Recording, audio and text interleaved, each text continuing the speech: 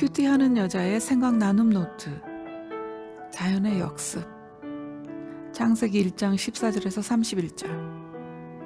하나님께서 아담과 하와에게 복을 주시며 생육하고 번성하여 땅에 충만하라, 땅을 정복하라, 바다의 물고기와 하늘의 새와 땅에 움직이는 모든 생물을 다스리라 하셨습니다. 이처럼 하나님께서 사람에게 피조 세계를 정복하고 다스리라고 하신 이유는 하나님께서 만드신 피조 세계가 잘 유지되고 보호되기를 원하셨기 때문입니다. 사람은 하나님의 형상과 모양대로 만들어졌기에 이 세상을 만드신 창조자 하나님의 창조 사역에 동참해 하나님의 뜻을 이루어 가야 합니다. 즉 하나님께서 만들어 놓으신 피조 세계를 하나님께서 주신 이성과 영성으로 잘 살펴보고 관찰해서 피조 세계의 법칙과 비밀 원리들을 찾아내야 한다는 것입니다. 그리고 우리가 그 법칙과 비밀 원리들을 찾아내는 하나님의 창조 사역에 동참하면서 결국 하나님은 우리가 하나님을 알아가며 하나님을 즐거워하기를 원하십니다. 이를 위해 하나님께서는 우리 각 사람에게 은사와 사명을 주셨지요. 윌리엄 블레이크는 하늘의 모래에서 우주를 보고 들에 핀 한 송이 꽃에서 천국을 본다라며 하나님을 즐거워하는 마음을 표현했습니다. 이처럼 하나님께서 주신 지혜로 만물의 원리를 발견하고 알아내는 것이 땅을 정복하라는 의미입니다. 땅을 정복하라는 이 명령은 하나님으로부터 피조 세계에 대한 통치권을 위임받은 우리 인간들의 사명입니다.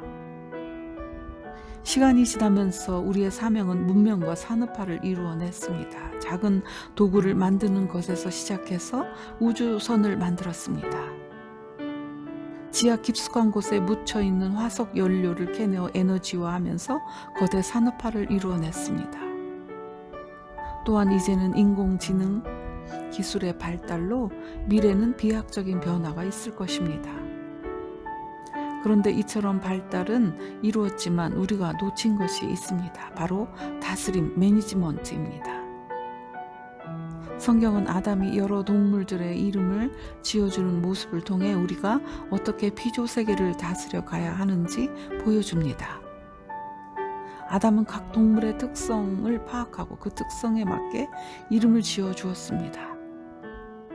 우리 역시 피조 세계를 잘 경영해 나가기 위해서는 피조 세계의 본질 특성에 대해 꼭 알아야 합니다. 지난 몇 세기 동안 우리가 이루어낸 산업화의 성과는 눈부실 정도로 찬란하지만 피조 세계의 본질과 특성을 고려하지 못한 발전이었습니다. 그 결과 우리는 기후변화로 인한 자연의 역습을 받고 있습니다. 가뭄, 홍수, 산불, 해빙, 폭염, 그리고 무분별한 인간의 탐욕이 부른 코로나 바이러스의 전 세계적 확산도 인간이 피조 세계에 대한 본질을 제대로 알지 못해서입니다. 우리가 피조 세계의 본질을 이해하지 못하고 발전과 편리함의 가속 페달을 계속 밟기만 한다면 2050년은 거주불능의 지구가 될 것이라 말하는 사람도 있습니다. 이제 우리는 인간과 피조 세계가 다 같이 공존할 수 있는 방법을 찾아 피조 세계를 잘 경영해 나가야 합니다. 그것이 하나님께서 우리에게 주신 다스림의 사명입니다.